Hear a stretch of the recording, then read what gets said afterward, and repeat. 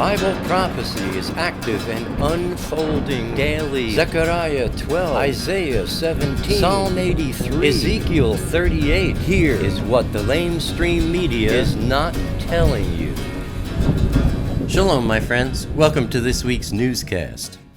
And wow, this is surprising.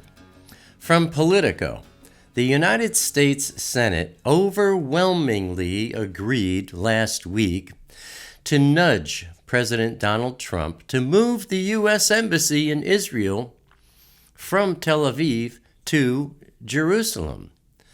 A campaign promise that he punted on, as I pointed out in last week's news. And on Monday last week, June 5th, the Senate voted 90-0 on a resolution marking the 50th anniversary of Jerusalem's reunification, which calls upon President Donald Trump, as well as all United States officials, to abide by the law that was passed in 1995 mandating the relocation of the embassy to Jerusalem.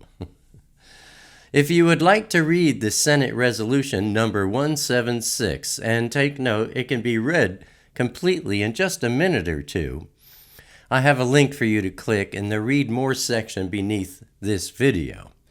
And I have to tell you, it contains a whole slew of whereases recognizing a continuous Jewish presence in Jerusalem for 3 millennia.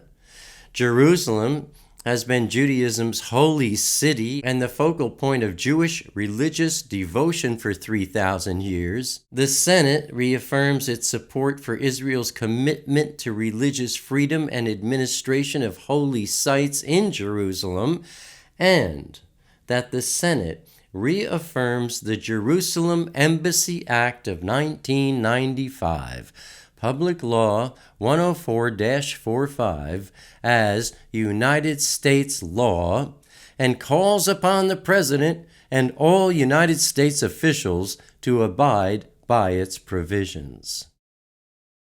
Then from the Jewish Telegraphic Agency, Nikki Haley, the American ambassador to the United Nations, said that the U.S. is considering its membership in the UN Human Rights Council, citing, among other things, its bias against Israel. Another problem being cited is the membership of human rights abusers like Venezuela, Cuba, China, Burundi, and Saudi Arabia. Haley said, quote, "It is essential that this council address its chronic anti-Israel bias if it is to have any credibility." What is going on? I mean, I thought the global community was trying to discredit all those things. Am I missing something? Anyway, I'll be curious to see how President Trump handles this one, my friends. Now, also, things are suddenly exploding in Iran. From the Mehr News Agency in Iran, a shooting incident was reported last Wednesday morning inside Iran's parliament after 4 armed men attacked security officers guarding the front gate of the Iranian parliament. The armed men shot and injured some of the security guards, and a suicide bomber blew himself up on the 4th floor. Then from the New York Times, an assault on the Khomeini Mausoleum in southern Tehran was reported minutes after the attack on Iran's parliament emerged. At least 3 or 4 attackers opened fire on pilgrims at the mausoleum, and one of them detonated a suicide vest at a bank outside the mausoleum. And from Al Arabiya, Iran's Islamic Revolutionary Guard Corps are allegedly protecting the Qatari Emir Sheikh Tamim bin Hamad Al Thani inside his palace.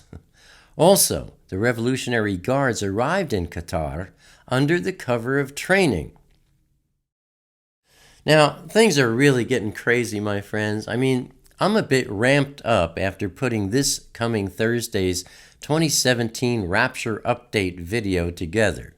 After all, there are so many signs, all converging this year.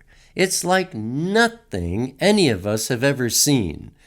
And you'll see me covering such a multitude of prophecies and worldwide signs and 2 or 3 prophetic Bible verses that I personally don't ever remember seeing before. And then I start putting this week's newscast together and everybody's hugging Israel. What? I'm telling you, it's just, I don't know, everything seems like bizarre. I should put the Twilight Zone music in the background here. At any rate, I'll tell you this much before Thursday gets here, my friends.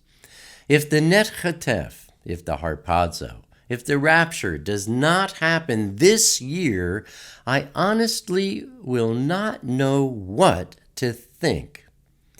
It's just that there is no way so many signs of such awesome magnitude will ever be seen in any future year on this earth. And there are only 2 other times in past history that match such awesome signs and events. And those are, number 1, creation, specifically Genesis chapter 1 verse 14, when Elohim said, "Let there be light bearers in the expanse of the Shamayim to separate the day from the night, and let them be useful for signs, for odiot." And number 2, the first coming of Yeshua HaMashiach.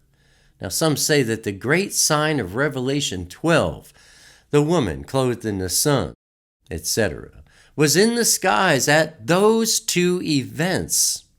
And so, this September, that great sign appears for the 3rd time in world history. The 3rd time and the final time. That being said, you are also going to hear me giving you direct advice about how to conduct yourself at this most crucial time in all our lives.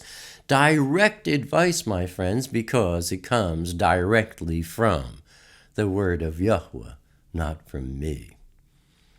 And lastly, this personal thoughts segment of my newscast, I don't know, it may be discontinued. I've been thinking that with my new Walking in the Word series, perhaps this segment would no longer make sense or have a place, but I hadn't planned on doing this one today, so and it demanded to be heard, so I leave it in Elohim's hands, Abba willing. Now turning to wars and rumors of wars. Note, we may soon be seeing some new problems at the Israel-Egypt border, my friends.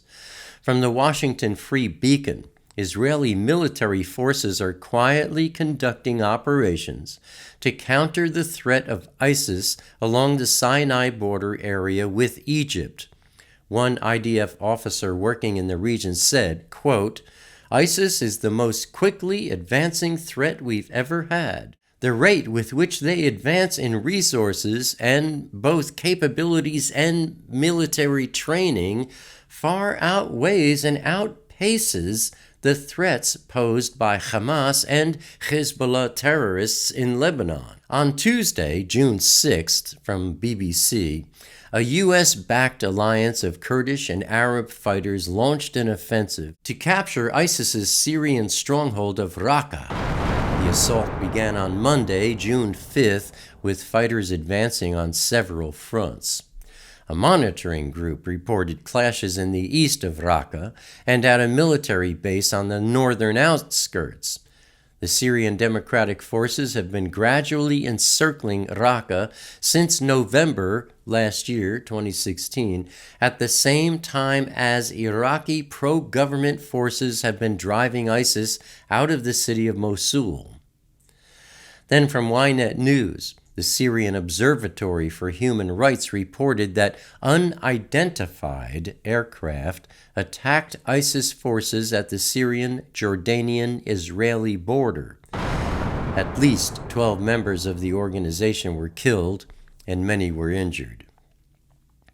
In addition, it was claimed that the focus of the attacks was the village of Al-Jamala and areas close to it in the Yarmouk Basin. It's not clear whether these planes belong to the International Coalition Against ISIS or not.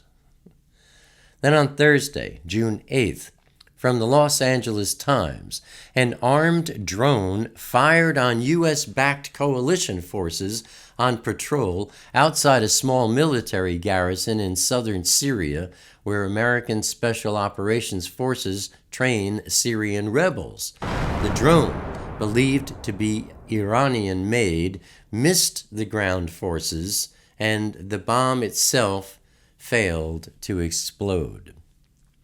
A U.S. F-15 fighter jet scrambled from a nearby airfield, shot down the drone.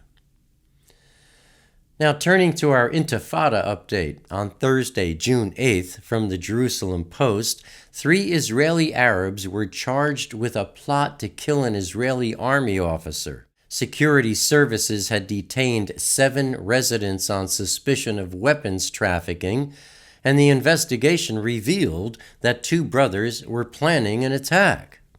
One had been recruited into Hamas by yet another brother while in Gaza for a family wedding 3 years ago and underwent small arms training. And looking at our review of last week's news, the U.S. Senate voted 90-0 on a resolution which calls upon President Trump and all U.S. officials to abide by the law that was passed in 1995, mandating the relocation of the U.S. Embassy to Jerusalem. Nikki Haley, the American ambassador to the UN, said the U.S. is considering removing itself from the UN, citing, among other things, its bias against Israel. A shooting incident was reported inside Iran's parliament, and an assault on the Khomeini Mausoleum in southern Tehran was reported minutes after the attack on Iran's parliament emerged. Iran's Islamic Revolutionary Guard Corps arrived in Qatar under the cover of training, but are allegedly protecting the Qatari Emir Sheikh Tamim bin Hamad Al Thani inside his palace. Israel military forces are quietly conducting operations to counter the threat of ISIS along the Sinai border area with Egypt. A U.S.-backed alliance of Kurdish and Arab fighters launched an offensive to capture ISIS's Syrian stronghold of Raqqa.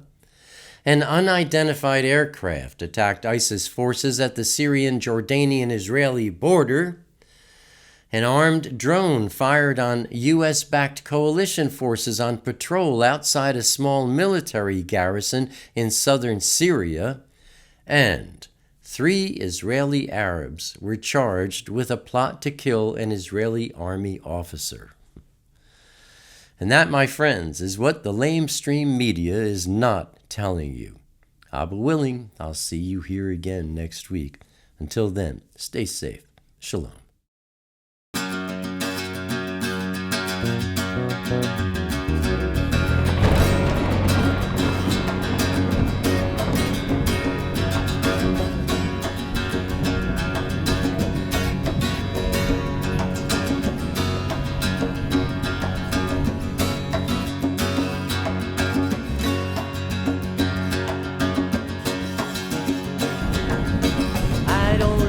Crowded rooms, I need more space than I consume. Enough is time alone with you, underneath a naked moon, sharing confidential moods and making chatter. Mockingbird nocturnal sings notations of eternal things, entering the quantum breeze, flying not for want of wings. He lights his gaze on you and me, simply because we matter.